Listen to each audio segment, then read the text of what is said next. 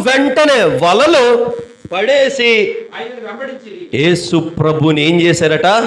వెంబడించారు. మరలా చెప్తున్నా, యేసు ప్రభుని నమ్ముకోలేదు. పదం అర్థం చేసుకుందాం. ఏం చెప్పాడు తెలుసా? వెంబడించండి అన్నాడు. స్తోత్రం చెప్పండి. ఈరోజు క్రైస్తవులు అనబడిన వారు, దేవుణ్ణి తెలుసుకున్నవారు, దేవుణ్ణి ఎరిగిన వారు, పోనీ నమ్ముకున్నవారు వెంబడించడం మర్చిపోతున్నారు. మనందరము నమ్ముకున్న వారివే, తెలుసుకున్న వారివే, రక్షణ మార్గంలోనికి వచ్చిన వారివే, కానీ వెంబడించడం మర్చిపోతున్నాం. వెంబడించడం అంటే ఏంటండి కదా? ఇదేనా మరి మనకు కావాలా? పేతురుతో యేసు ప్రభు అన్నాడు, పేతురు విడిచిపెట్టు, వెంబడించు అంటే వెంటనే వెంబడించడానికి సిద్ధపడ్డాడా, నమ్ముకోవడానికి సిద్ధపడ్డాడా? తేడా ఉందండోయ్. నమ్ముకోవడానికి వెంబడించడానికి చాలా తేడా ఉంది. ఉందా లేదా?